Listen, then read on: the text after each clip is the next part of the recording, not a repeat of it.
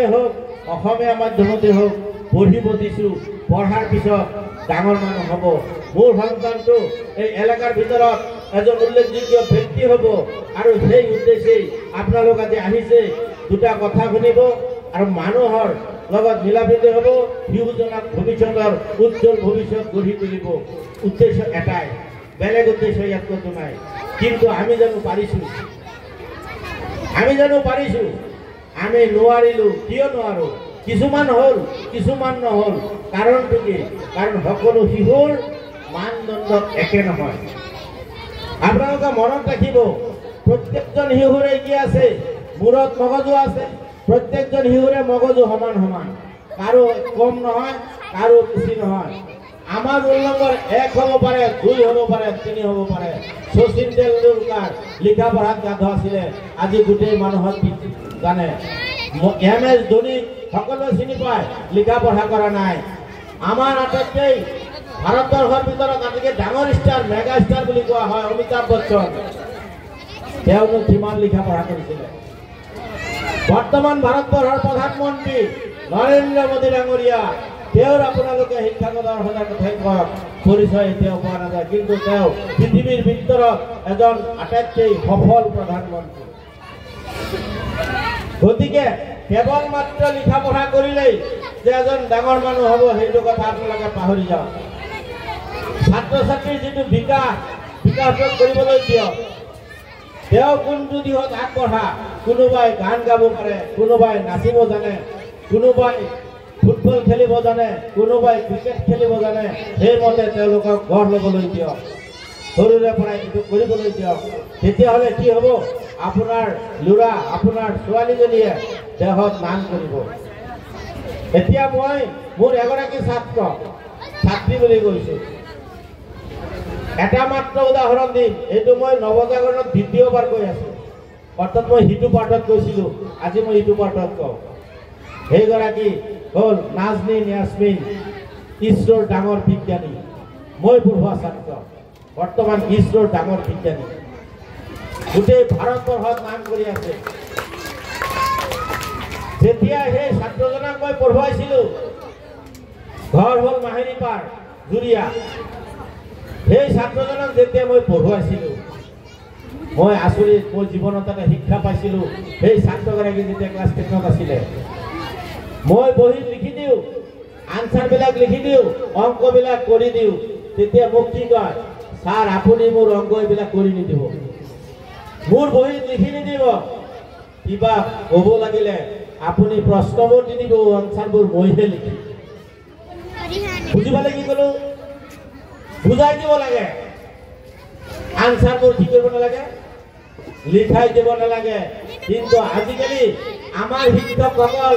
আমাৰ অভিভাৱকসকল তাৰ সম্পূৰ্ণ বিপৰীত চৰিত্ৰত গুচি গৈছে ঘৰত টিউচন লাগি দিছে প্ৰত্যেকটো ছাত্ৰ ছাত্ৰীৰ কাৰণে টিউচন লগাই দিছে এটা নহয় দুটা নহয় তিনিটা নহয় চাৰিটালৈকে লগাই দিছে কিয় তেওঁৰ কি কেপাচিটি নাই নেকি আপোনালোকে কেতিয়াবা তাৰ কেপাচিটি পৰীক্ষা কৰিছিলে নেকি আমি কেপাচিটি পৰীক্ষা কৰা নাই প্ৰত্যেকজন ছাত্ৰৰ কেপাচিটি আছে কোনোবাই অংকত ভাল হ'ব পাৰে কোনোবাই ইংৰাজীত ভাল হ'ব পাৰে কোনোবাই সমাজ অধ্যয়নত ভাল হ'ব পাৰে প্ৰত্যেকৰে সমান একেটা ছাবজেক্টত নাথাকিব পাৰে সেইবুলি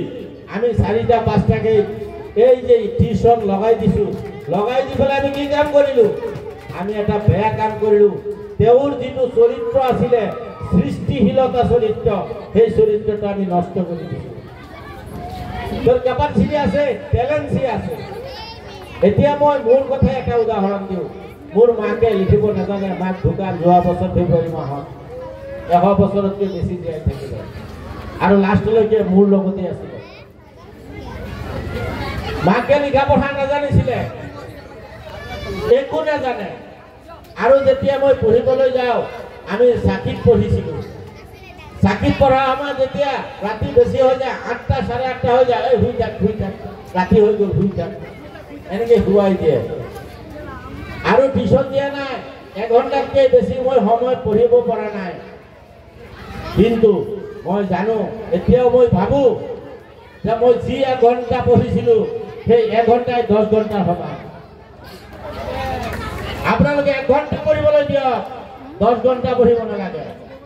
যাতে তেওঁ 1 ঘণ্টাতেই 10 ঘণ্টাৰ সমান তেওঁ জানিব পাৰে। জানিবলৈ দিয়ক, ইমান পঢ়িবলৈ দিব নালাগে। তেওঁ যদি বেছিকৈ জানে নিজৰ মতে লিখিব পাৰিব, কিন্তু মুখস্থ কৰাই মুখস্থ দিলে পৰীক্ষাত গৈ আধাখিনি লিখিব, আধাখিনি কাটা যাব, আৰু এইবিলাক ছাত্ৰ পিছলৈ গৈ পেলাই কোনো কামত নাহিব। ইমানবোৰ প্ৰাইভেট স্কুল হৈছে, প্ৰত্যেকটো প্ৰাইভেট স্কুলৰ পৰা ডিষ্টিংশ্যন ষ্টাৰ প্ৰত্যেক বছৰতে প্ৰায় 100 মান পাই আছে। তাৰে ভিতৰত কিমানজন ছাত্ৰই গৈ পেলাই নিজৰ লক্ষ্য স্থানত উপস্থিত হ'ব পাৰিছে। মই এতিয়া যিগৰাকী ছাত্ৰৰ কথা কৈছোঁ, নাজনীন এছমিন, তেওঁ কিন্তু ষ্টাৰো পোৱা নাই, ডিষ্টিংশ্যনো পোৱা নাই, কিন্তু তেওঁ আজি চাইণ্টিষ্ট হৈছে। আপোনালোকে ভাবিব যে ছাত্ৰবিলাকৰ মূৰত মগজু আছে, ধৰি ল'ব তেওঁলোকৰ মগজু আছে, আৰু সেই মগজুটো বিকাশ হ'বলৈ দিয়ক। 1-2টা টিউশ্যন বেছি নহয়, কিন্তু তেওঁলোকক পঢ়িবলৈ চান্স দিয়ক। কিতাপখন ধুনীয়াকৈ পঢ়িছে নে পঢ়া নাই, আপোনালোকে বেছিভাগেই শিক্ষিত মানুহ, একদম প্ৰথম লাইনৰ পৰা শেষৰ লাইনলৈকে আপুনি পঢ়িবলৈ দিয়ক, মাজে মাজে পঢ়িবলৈ নিদিব। শিশু দিৱসত মই আজি এজন ছাত্ৰৰ কথা কম, মই খুব আজি আঘাত লাগিছে। ৰাতিপুৱাতে মই এটা আঘাত পাইছোঁ। যেতিয়া মই এজন ছাত্ৰক 176/25 ডিভাইড কৰিবলৈ দিলোঁ, ই প্ৰায় 5 মিনিট লগাই দিলে, এজন ভাল চোকা ছাত্ৰ। তেতিয়া মই 10ৰ গণিতৰ কিতাপখন ওলাবলৈ দিলোঁ, যে তুমি 10ৰ গণিতখন ওলাচোন, কি বুলি কৈছে, দশমিক ভগ্নাংশ কেতিয়া সমাপ্তি হয়? বোলে হয়। সেইটো নিয়ম আছেনে নাই? বোলে আছে। নিয়মটো কি জানা? বোলে নাজানো ছাৰ। উলিয়াবলৈ দিলোঁ, লিখা আছে, ক্লাছ 10ৰ ছাত্ৰ 176/25 চিধা হৰণ কৰি দিলে। মই যদি লিখা আছে 2 to the power n, 5 to the power m, এইটো হ'লে দশমিক সমাপ্তি হয়। গতিকে তোমাৰ 5 to the power m আছে, অৰ্থাৎ 25 মানে 5 স্কোয়াৰ। গতিকে 2 স্কোয়াৰেৰে পূৰণ কৰি দিয়া, 5 square plus 2 square, 5 square into 2 square মানে কিমান হ'ব? 10 স্কোয়ার মানে 100, আৰু ওপৰত 4ৰে পূৰণ কৰি দিলে 706 হ'ব। যেতিয়া 706 হ'ব, তাক যদি 11 হৰণ কৰিলে 7.06 আনসাৰ মুখস্থ কৰি দিব পাৰি, আৰু তুমি 5 মিনিটত ইমান হৰণ কৰি দিছা, 5 মিনিট লগাই দিছা।